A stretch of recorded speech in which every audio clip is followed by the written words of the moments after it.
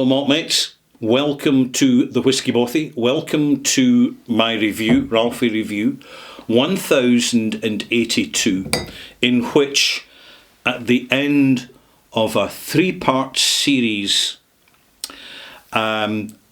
focusing on auction-bought vintage Scotch whiskies, I'm coming back to what's available in the high street. Not so much the supermarkets. We're really looking at the specialist retailers, where most of our energy should be directed if we are looking to buy better quality whisky.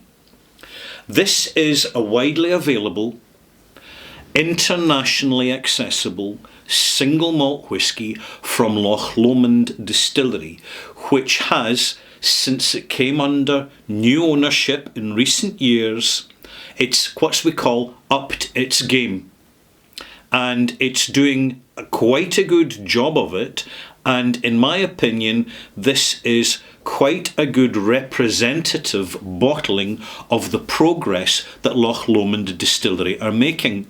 Now, just while this single malt dram is resting and opening up in the glass, I will tell you a little bit more about Loch Lomond Distillery without going into too much anorak detail.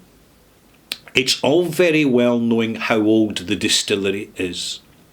It's all good, all well and good knowing about the quirks of Loch Lomond and its copper boiler stills that are unconventional, that we call Lomond stills, but Loch Lomond denies they are Lomond stills.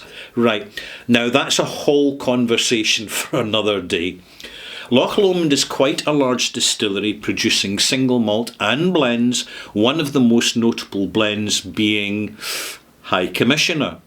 High Commissioner is one of these traditional Glasgow pub blends which tends to get overlooked and underrated, certainly in comparison to Bell's and more recently Teachers, because it has got quite a lot of character. However, historically the quality has varied quite a lot.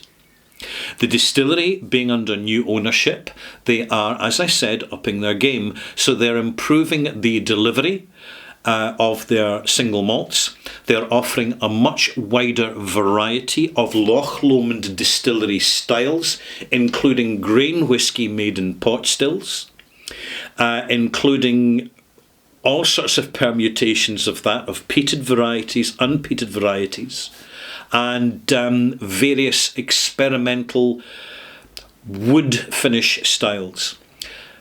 They have met with varying success, but collectively the reputation of Loch Lomond Distillery is definitely on the up, and importantly for us, they are not BSing us and flanneling us with excessive, false and fake inventive marketing to patronise us and insult our intelligence. And importantly, they're not overpricing their product. And I think that's what it boils down to. Loch Lomond is growing its reputation because it is perceived as a brand which is offering relatively good value for money, and therefore in doing so retains the attention of the online whisky community, who are increasingly important because of the presence of conversation that's happening online. This is the 14-year-old. Now, I've reviewed 8 Loch Lomond's over the last 16 years of this channel. This is the 9th, and it's the first time I've reviewed the 14-year-old, simply because in the past I've overlooked it. But judging by the conversation online, which I do tune into, I'm not completely remote, it's well thought of, and when I did my dig deep research, it's a Lamazan cask finished version of Loch Lomond, and there's already a trend developing that Loch Lomond, being particularly in its unpeated style, being a Highland distillery with a distinctive lowland character, a soft style, it takes on the better quality European oaks very successfully. So we may see Slovenian oak versions in the future. We may see guest oaks from other parts of the world, Andean oak, for example. That would be quite exciting. But in the meantime, let's get stuck into this. I paid £59 for this bottle. It's 14 years old, 46%. It is not, in my opinion, natural colour. Some caramel has been added, but moderately, not excessively, as you tend to find in, for example, the Diageo brands and Pernod Ricard brands. 46%. It does state non-chill filtered. However, when I've done my own personal chill filtration test, which we all need to do, maltmates, there has definitely been heavy filtering going on. So we see a distinctive trend appearing that when the big distillery companies say non-chill filtered, what they really mean is they had the chill filtering machine with the chill switched off, but they still heftily filtered their whisky. With the small independent bottlers and the small independent distilleries, they are far more reliable, for when they say unchill filtered, they actually mean unchill filtered, to a standard that we, as informed whisky customers, can actually identify and accept as legitimate. Just saying, and I'm saying what needs to be said. Because these are transitory times for Scotch whisky. And every business needs to look cold and hard at its business model and upgrade its standards. On the nose, what have we got? Unpeated, toffeed, rich, slightly minerally and aromatic. The presence of the Limousin French oak, which is used primarily for the maturing of cognac, right, which must be done in France, in the cognac region. Well, I'm seeing a lot of that Limousin presence on the nose, first nose. It's the softness of this malt. It's a sweet one. It's a honeyed, sweet, light, background vanilla, foreground aromatic oak. It's fairly simple and straightforward, and to be honest, I find that quite refreshing. It's unpretentious, it's direct, and the quality, to be honest, is reflected in the reasonable price for the age statement. It's not rocket science. We know what we like, and we know that the more we know, the more we like it. Taste.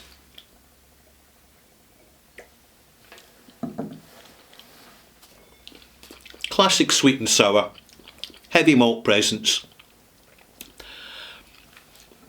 Some ginger ale in there for sure. A little bit of acetic, like sake acetic. That little rice wine note that you get in many lowland single malts and quite a few Highland. I've added 5 millilitres, that's a teaspoon of water. It needs it because neat, it's kind of clammed up, it's closed up. It's like an unfurled scroll. You cannot read the message until it's unfurled. And it does make a significant difference. Immediately, not a lot, but give it more time. In other words, give it about 20-25 minutes in the glass and you'll see a substantial difference. It becomes simply, geez, here we go. Right, I knew you were around here somewhere. I won't be a minute.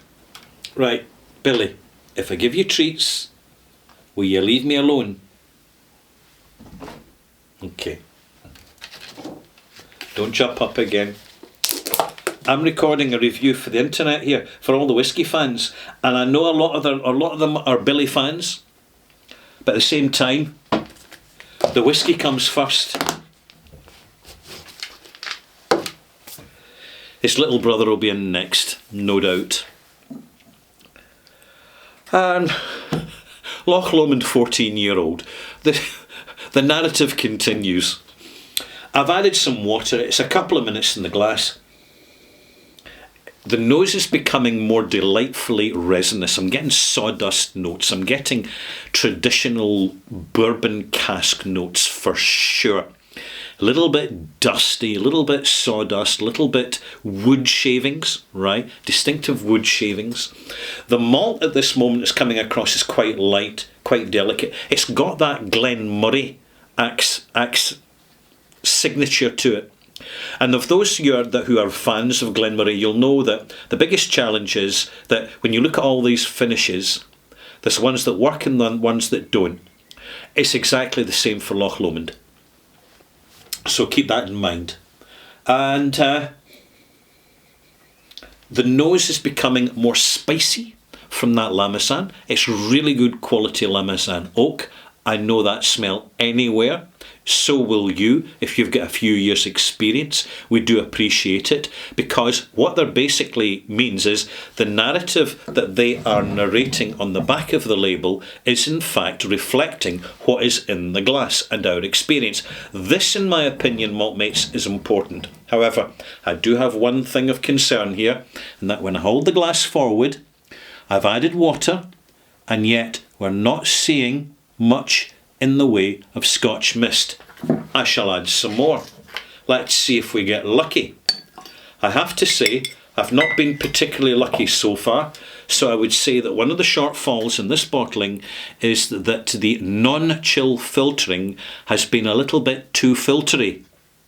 Right? Please take note, Loch Lomond. We're looking for the mist. We're looking for Loch Lomond mist. We know what it means. It means one simple thing: integrity. There's just a little bit appearing. I have to say, good viscosity and oiliness, which is always a sign you've got proactive cask engagement. You know, the cask's given a lot into the whisky, but we're already getting that in the smell and we're getting that in the taste. So this is heading in the right direction. And I have to say, if you're recently into whisky and you maybe got a couple of years under your belt, this is a really good whisky that's in the middle. It's in the middle range. After your Glenmorangie 10-year-old and your Glenfiddich 12-year-old and your first Balvenie, and I hope you're not disappointed at the moment. Enough said.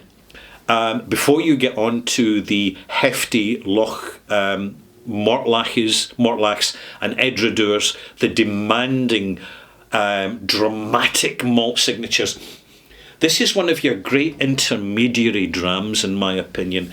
It's giving good whisky at a reasonable price for the age. Nobody's going to quibble with that. And furthermore, we're not being hoodwinked in any way. There's no fake narratives overplaying the brand. And to be honest, at this moment in time, that's really quite refreshing for us all. Cheers. Now, we're just beginning to see a little bit of Loch Lomond mist. That's what we're looking for. Loch Lomond, by the way, has a very interesting history. In my extras review, which is coming up shortly, 1081 extras, extra content, extra opinion, extra perspective, I'm going to talk about Loch Lomond as its own specific micro-region in terms... Oh, look out, here he comes. You coming up? Here.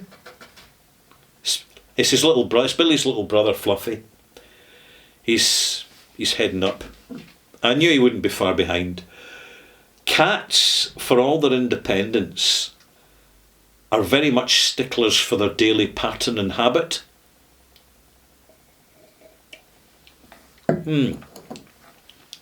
Now we're getting something more dramatic.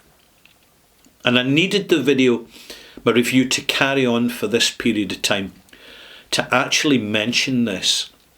Once you've added the water and given it time, the softness is replaced by something a little bit more spicy, aggressive, but delicious with it. It's the drama that's coming from this particular single malt. It's expressing itself much more eloquently. It's as if it's taken its coat off, its outer coat off, and you can see the smart clothes underneath. That's a good quality, good cut of material, and it's well constructed.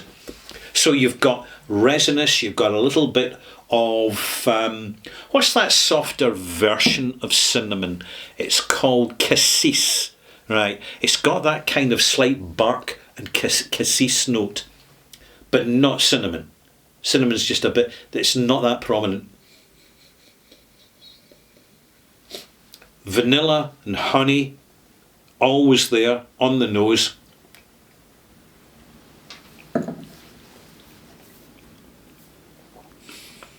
And much more singular in the palate now. We're getting nut notes. We're getting some walnut notes, some almond notes, a little bit of linseed in there and flax seed. It's becoming much more complicated, and you will not going to notice it unless you give it time. This could be a session dram for you, but it's also a reflective dram as well. It covers both those bases. What will my mark be for Loch Lomond 14-year-old? It's going to be a pretty good mark, actually. This is delivering a simple whisky intelligently, and I commend Loch Lomond for it. Whoever's doing the blending here and preparing it is doing a pretty good and thorough job of it. 83 out of 100. That's my malt mark. It's a good malt mark for a session whisky, for a standard available malt. And there you have it, malt mates. Now, I'm going to conclude by saying that if you've made it this far and you're not a subscriber, please subscribe, would you? So as that you get the updates of my weekly releases of videos on whisky information and extras. And I also, if you've been watching for a while and you want to go even deeper, I do have a Patreon channel. I will find a description and a link down below, down in the box below. And one final thing, it's lovely seeing you. Have a nice day.